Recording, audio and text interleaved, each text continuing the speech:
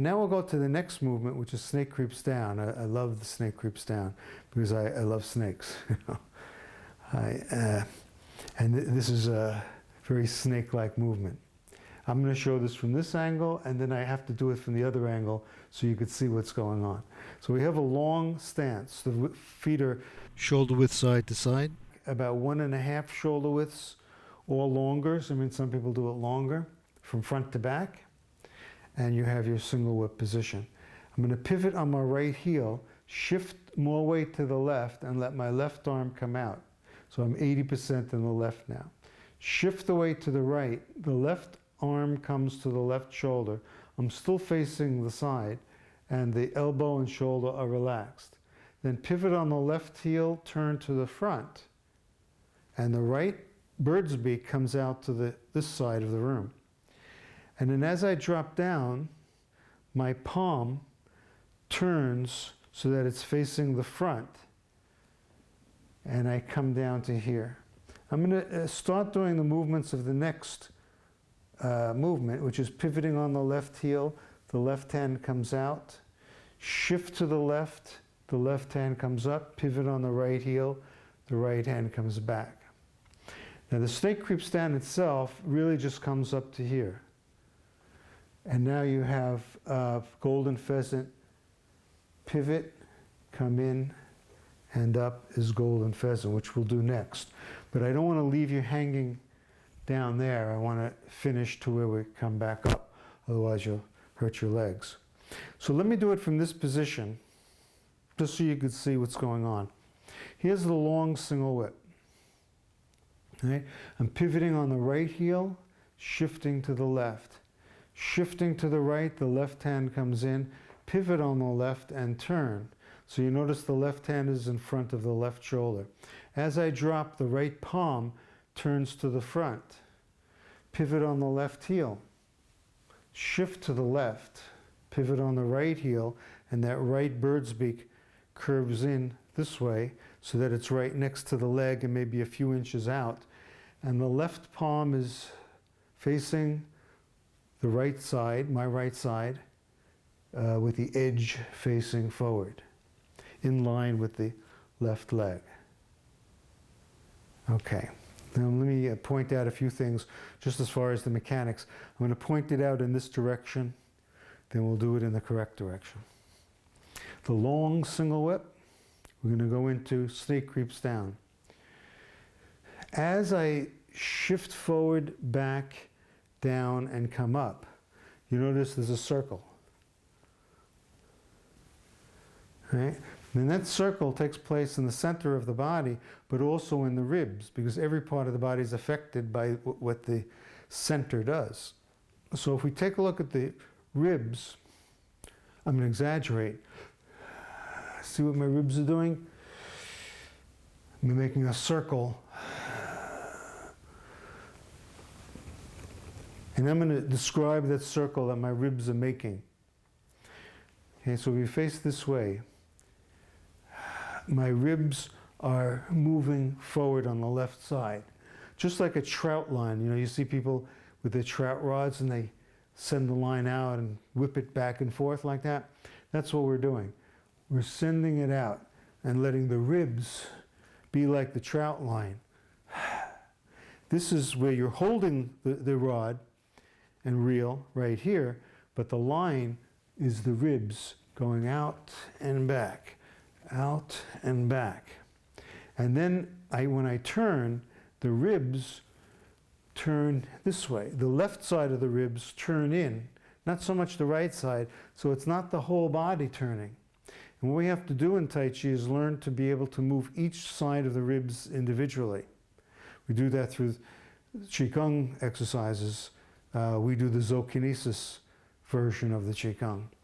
But that allows you to move every single joint and bone of the body. So the ribs are rolling forward, back, and around, mostly on the left side. Forward, back, and around, while the right side of the ribs pretty much is staying in.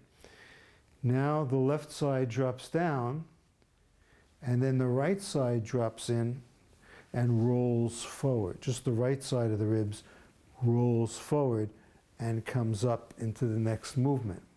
And so here's the ribs, right side and left side.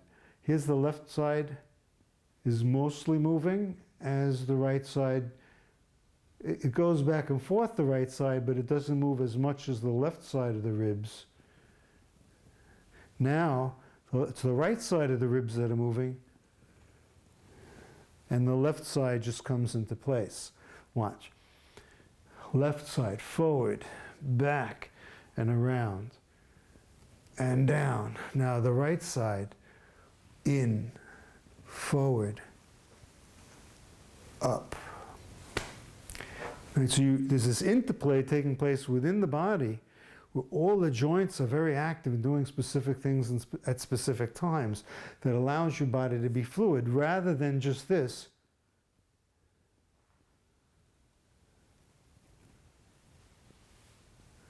There's nothing going on. You want a fluidity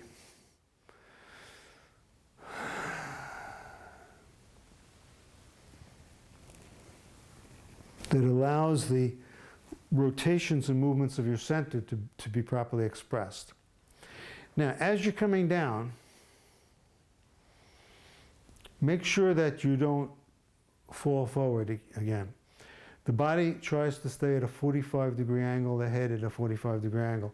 So as you're dropping, notice that I'm not going like this. Also, the lower leg, the weighted leg, the thigh should not be more than parallel to the floor. You see how this makes it really hard to do this if it's so low. So keep the leg maybe a little bit higher than parallel to the floor as you're coming down. The glutes sweep the floor almost. They don't actually touch the floor, but you want the glutes to see they're rounding, they're moving in a circle, a round circle. Those glutes, as you come in, under and up with this movement. So from here, the glutes roll under, and up. So the leg coming up in golden pheasant is not coming up just because the leg is lifting. It's just a result of the hips turning in a circle. I'll show you this movement and then we'll go back to the proper position.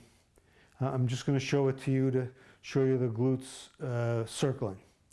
So here you got the ribs properly moving, the body is in 45 degrees, and now the glutes roll under and up. If it didn't do that, it would look like this. See, that's not the right way to do it. So let's go back to the proper position as if we're facing the back to start. We're in the single whip, but with a long step. We shift to the left, pivot on the right heel, the left arm comes out.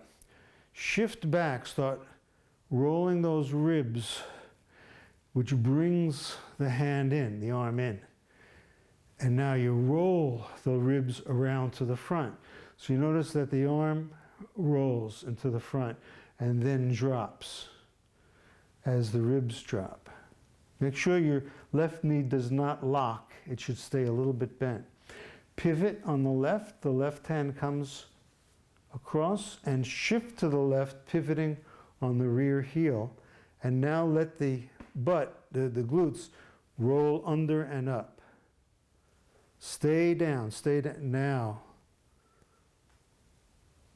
From the long single whip, we shift to the left, pivot on the right heel, shift back, the ribs pull the arm back, the ribs turn and that turns the arm. The left ribs drop, the arm drops, pivot on the left heel and turn the body, so that's what turns the left arm. And now those glutes make a circle underneath as the right ribs drop under.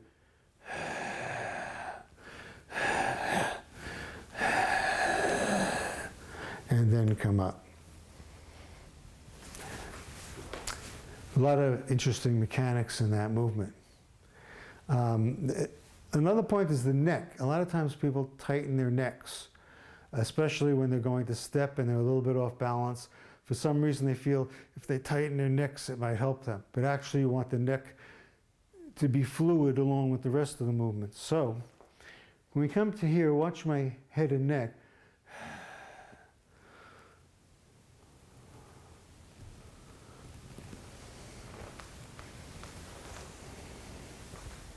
So what I'm doing here is,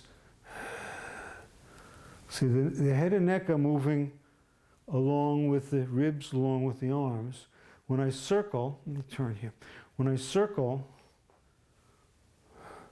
the head and neck are circling. When I drop, and when I come up, the head and neck come up.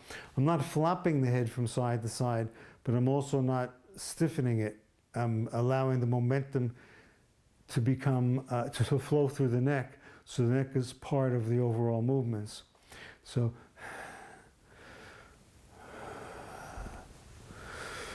rather than, see where it's tight. Now the bottom of the chin should stay basically parallel to the floor. So I'm not doing this.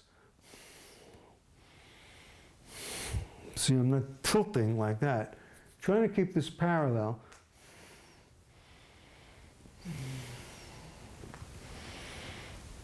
So letting the head move, but see? And then as I move that way, the momentum stretches the neck and relaxes the neck. Stretches the neck and relaxes. Stretching and relaxing. Stretching and coming up. So the ability of the neck to stretch and relax is very vital to the form, and not to keep the neck solid and stiff, because then the shoulders get stiff, then the ribs get stiff, and everything is blocked up. Every possible joint in the body, everywhere in the body, has to float and move in order for you to be mobile. And that's what gives you the health benefits of Tai Chi.